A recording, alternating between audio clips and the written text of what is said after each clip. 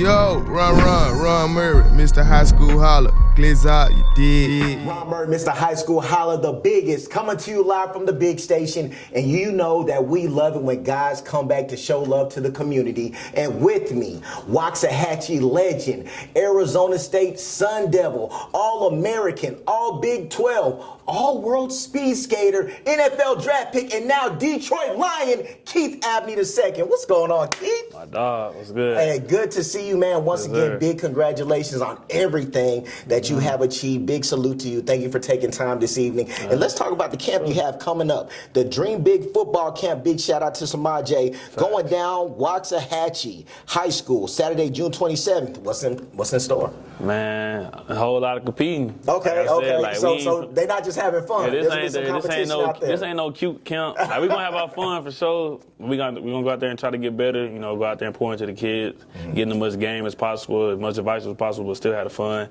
at the same time. But it's gonna be great, man. I'm excited to go out there, be with the community, see everybody, see our former coaches that show up, and to see everybody that's supporting me, man. I'm grateful to be here. And a big salute to you, because of course this is your second camp. So you did this before you went to the NFL. Now you're getting ready to head into your rookie year. So what does it mean to you to just be able to give back like this? It's everything to me, man. Because like you've been those kids before. You've been in that position. You just wanna, you know, it's always good seeing somebody that's, you know, probably from similar situations that, you know, made it, you know, to the NFL or to college, you know, to play at a high level. So I just wanted to, you know, be able to pour into those kids and, you know, possibly motivate those kids, and, you know, it's going to be great. All right, who are some of the people that helped you put this camp together? Man, you got to shout out to my sponsors. You got, you know, Cozy Santana. You got shout out to Dave. You know, you got It's Too Easy, Eric, a guy in Detroit that, you know, that's been showing much love. You got the 313 building in Detroit, they've been showing much love, man. It's just a lot of people that just been showing love. So those really the main people. You got Dream Big Athletics. Shout out to Dream Big Athletics. You got my agency, my whole team really just been rocking with me, helping me set up everything.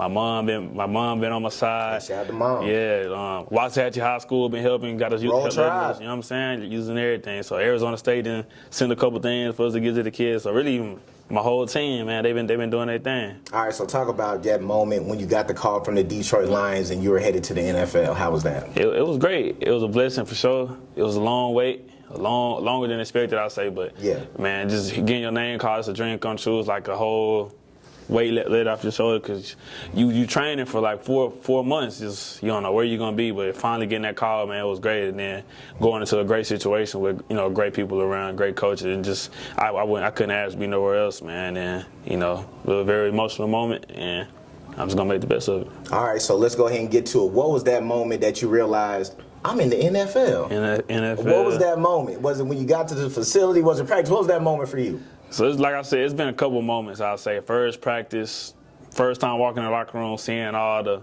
superstars and all of my teammates and stuff like that, like just guys that you done watched on TV, and you just seeing and just actually being in the locker room with them guys is crazy. And then I'll say the first game gonna hit, like running out that tunnel for the first time, that's gonna be crazy. Okay, so of course, how was the transition for you? What would you say was the biggest thing that you were like, wow, I'm really in the NFL, as far as like a different challenge from college? Because of course you've had OTAs, you've had rookie mini camps. So how was just that adjusting to the NFL? Man, you better come out there on your stuff. I'd say that's the main adjustment. Like, everybody cold. Like, it's just the best of the best, man. The quarterback's on point, like, all that. I'm a game to still maybe the quarterback gonna be late. No, like, quarterback on time. The timing of it is crazy, man. That's really the main thing I'll say. Just to everybody like that. All right, so of course you got head coach Dan Campbell. You're coming from Coach Kenny Dillingham. Yeah. So how's the juice? Like they both got the juice. There. How was it, Coach Campbell? The juice there, man. It's different ways that they I'll say express themselves, but as far as passion, they're both very passionate coaches, and a passionate coach, that's somebody I could play for, because he gonna get me riled up. I'm ready, you know what I'm saying? Coach Campbell coming there and give a speech, I'm ready to go. Yeah. So like, it's really how it be, man. But it's great playing for him. I'm excited to keep learning from him, and then, you know, just grow closer to him and also the other coaches around during training camp. All right, and big shout out to Arizona State. Shout out to Jordan Tyson. Shout of course, JT, he went to the New Orleans Saints. You know, you saw a lot of DFW guys head to Tempe. You know, big shout out to Coach Carrington. Big shout out to Coach Samples while he was there. Just talk about how Arizona State got you ready, and why, you know, DFW guys do head up that way. Shout out to Coach Ty too. Yeah, shout out Coach T. Yeah. But Arizona State prepared me in a good way. Just one, living on your own, learning how to. First time really being away from home, no mom, no dad, like you be out there by yourself. So learn how to do that, be a man. Then just being around good coaches, it just taught me how to, especially with having leaders like Coach Dillingham, just being, one thing he preaches, trying to be the same person every day and being consistent with that. Yeah. So that's just watching him do that, and he practiced what he preached. Like he actually the same person every day, same energy. So that's something I try to model myself after, just be the same person every day and come to work and try to get 1% better every day. That's what they taught me. They taught me how to carry myself, taught me how to, prepare for games, taught me how to recover, just taught me everything I knew. Like, 'cause really I didn't know much about the game. I was just out there playing football at first, but they taught me a lot, man. Nah, but you were a threat on both sides of the ball. We're going to get to Waxahachie. Yeah. But this is the question that I really want to talk to you about, because you were definitely a leader at Roll Tribe, really helped turn that whole situation around. So how much does it mean to you to be able to go back to that community? Because we've had some players in here that have talked about how it's hard for them to go back to their school, to have camp. So how much does it mean to you to go back to a field that you played on to have your camp? Nah, for sure, it's everything. That's what you want to do. After that, that's the goal.